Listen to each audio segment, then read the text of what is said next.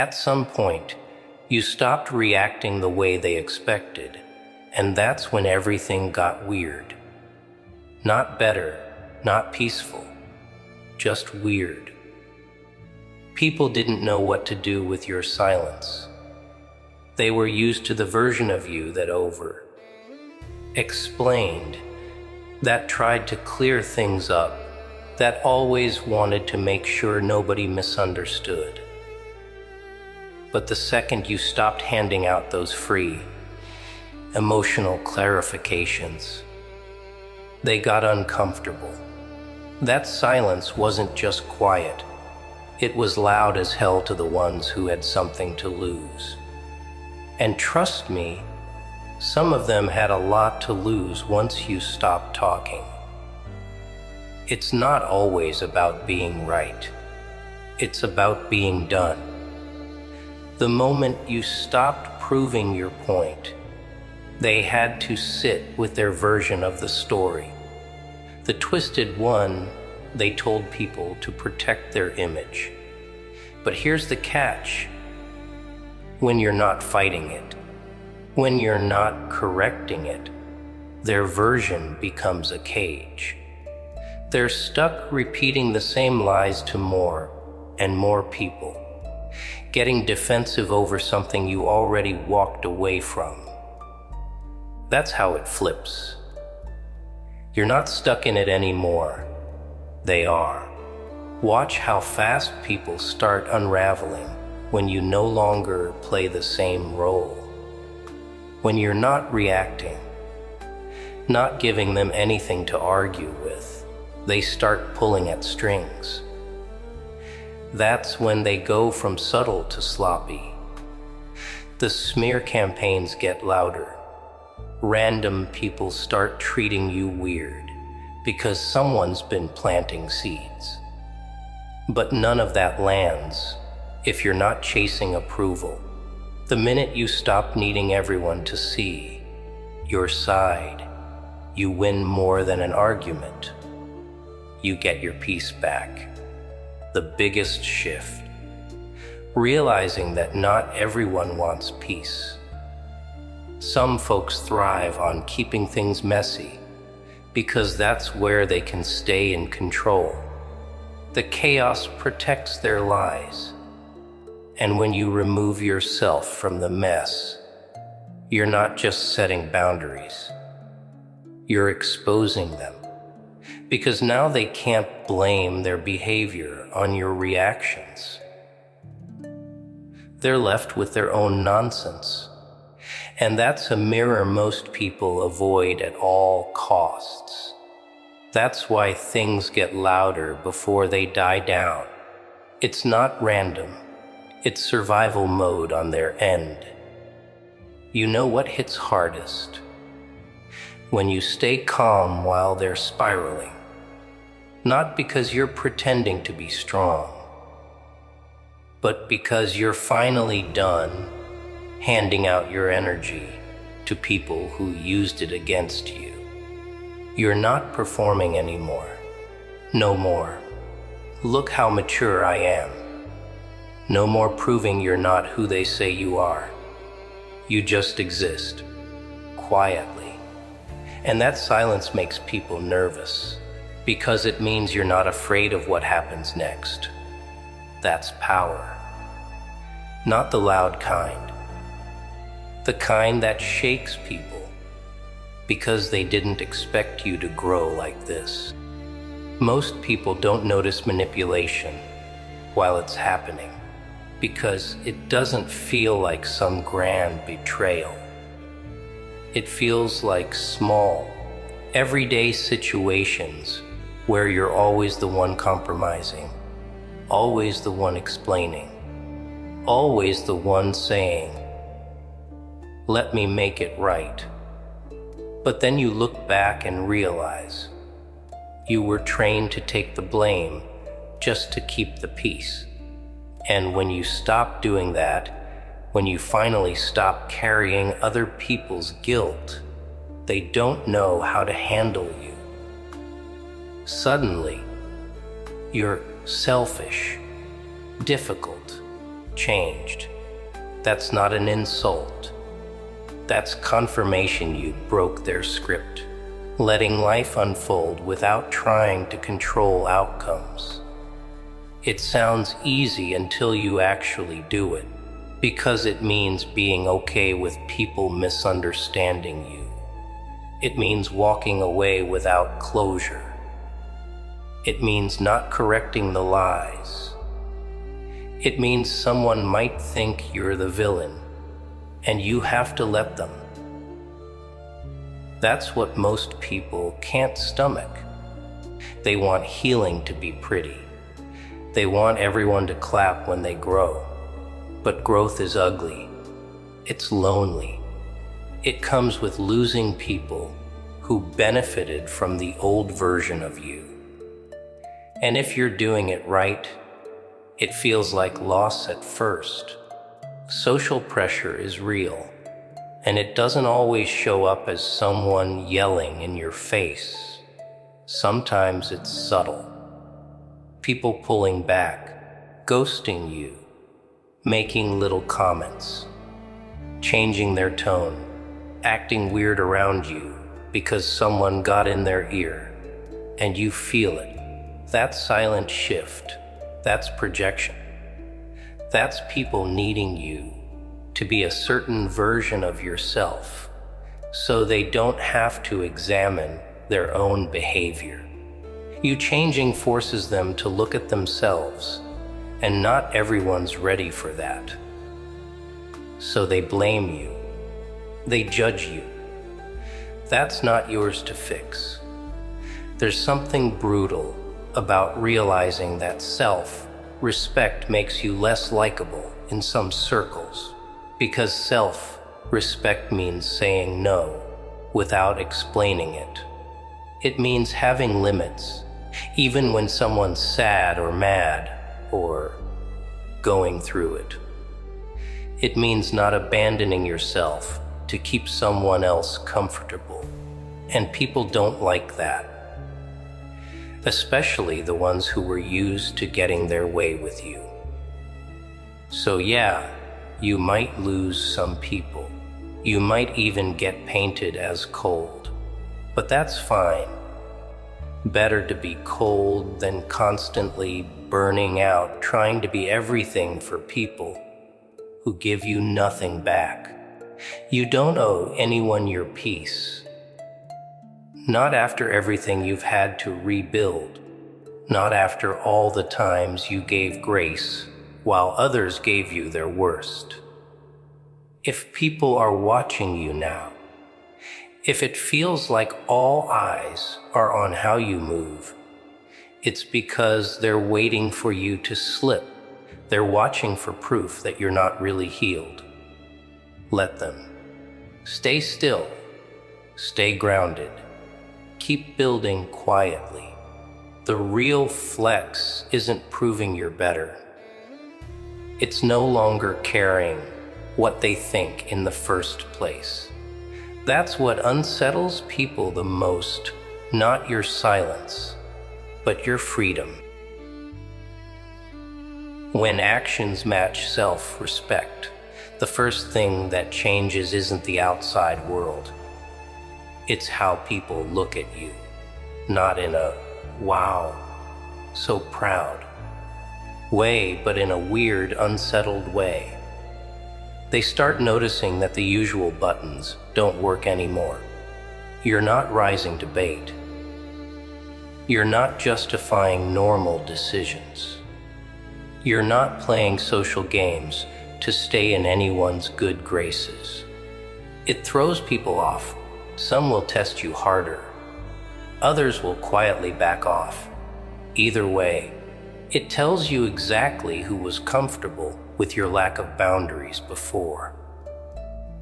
That clarity hurts, but it also saves time. It's crazy how life feels less hostile when you're not performing all the time. Most people don't realize how much of their stress comes from trying to keep a fake version of themselves running. The one that never offends, never disappoints, always accommodates. That version doesn't even want peace. It just wants approval. Once that drops, once someone finally acts like they belong in their own life, everything settles down. Not because things get easy, but because you're no longer fighting battles that weren't yours to begin with. Respecting yourself doesn't mean you're perfect. It means you stop handing people the tools to mess with you. Before, it was always, maybe I misunderstood, or they didn't mean it like that. You'd second, guess your own gut so others wouldn't feel uncomfortable. But self-respect means trusting your read on people, not needing proof to create distance, not needing permission to walk away. The second that becomes your normal, life stops handing you constant tests. It's like it waits for you to act like you matter before it starts acting like you matter. 2. The way people treat you changes fast when you stop shrinking yourself. Not in a loud, I'm so confident way, but just in how you show up, standing tall, not over-explaining, speaking last instead of rushing to fill the silence. That kind of calm makes manipulative people uncomfortable. They either get sharper or they get gone. Either way, it's no longer your chaos to clean up. You stop getting dragged into every mess because you're not signaling, I'll fix it. People will call it cold, detached, whatever. But the ones who get it stay. And the ones who don't were never really with you. There's a real power in not needing to correct the record. Someone can lie, twist, cry, spin the whole story. And all you do is live, day by day, quietly, consistently. Let them talk. Let them perform. That calmness. That's what makes the truth rise to the surface without your help. The version of life where you chase every rumor, fix every narrative, convince every outsider, it's exhausting, and it never ends. But when self-respect kicks in, so does trust, not in other people, but in the reality that if you keep moving right, lies eventually fall apart on their own. Being solid with yourself doesn't just protect you from toxic people. It stops you from becoming one, too. When everything is about being liked, being accepted, being validated, it's easy to become manipulative without realizing it. Over-apologizing, guilt-tripping, oversharing for sympathy. It's all control in disguise. But once someone learns how to sit with discomfort, they stop trying to bend reality. They say what they mean, accept when something's over and move on. That shift quiets life down. The drama doesn't find you as easily because you're not bait anymore. You're not bleeding insecurity in public. Social pressure loses its grip when you've got nothing to prove. Before, you'd bend every decision through the lens of, what will people think? You'd play it safe to stay included, tolerated, whatever. But self-respect says if I can't be myself here, I don't belong here. That doesn't make life lonely. It makes it real. The fake relationships fade. The one-sided friendships go quiet. And the spaces that remain, they feel lighter. You walk in knowing you didn't contort yourself to be accepted. And that's when life starts placing you where you actually fit. not where you had to hustle to stay. Silence hits different when it's coming from strength, not fear. It's not avoidance. It's not, I don't know what to say. It's choosing not to waste words on people who already made up their mind.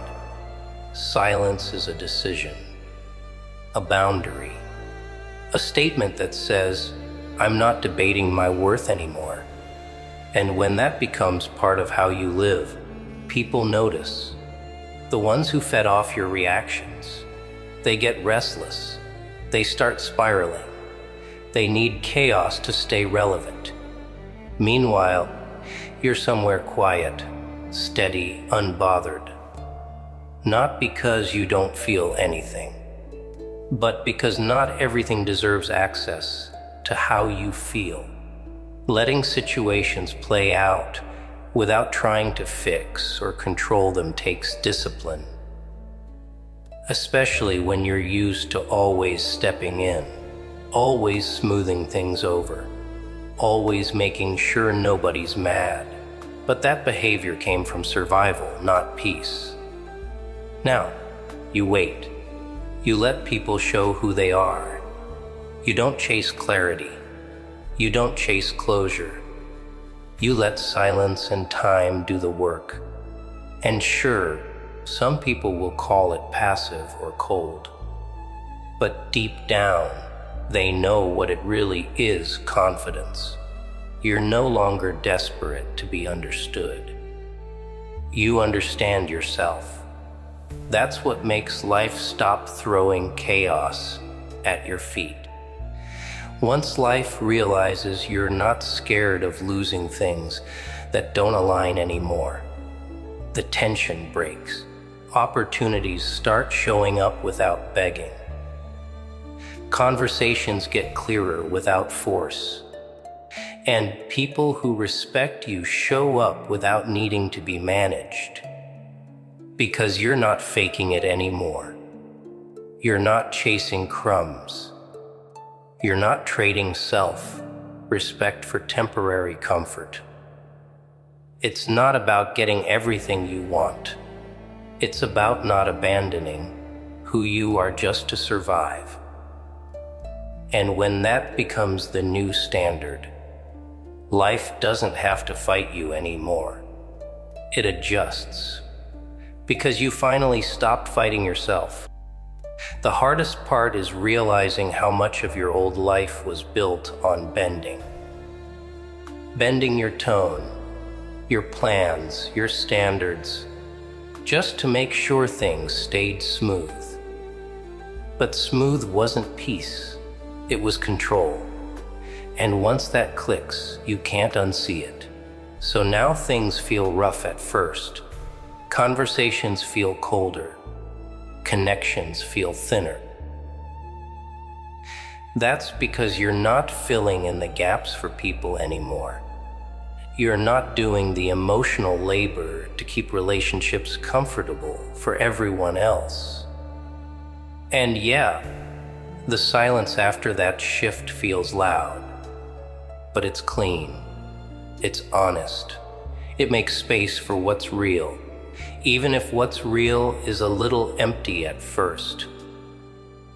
People start testing you differently when they sense you're not running on fear. Before, all it took was a guilt trip or an icy look to knock you off your balance. Now, you stay grounded. You don't chase. You don't explain the obvious. That restraint scares people who relied on your need to fix things. It makes them escalate. They go louder, pettier, messier, hoping to drag you back into the old dynamic. But when your behavior keeps matching your self-respect, their tricks stop landing. They get exposed without you lifting a finger. That's not revenge. It's just what happens when you stop being available for dysfunction. You know you're changing when the silence starts to feel peaceful, not punishing. Not the kind of silence that comes from rejection or confusion, but the kind you choose. The kind where you sit with yourself, and there's no noise in your head trying to convince you to go back to what broke you.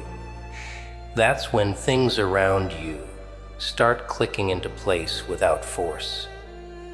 You stop chasing clarity from people who were never honest.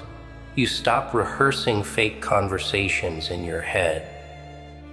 You just let things be. And what's meant for you starts sticking. Not because you earned it by being perfect, but because you finally stopped proving and started protecting.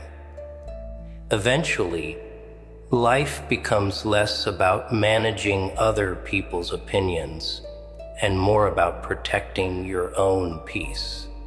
That's when you stop being so reactive.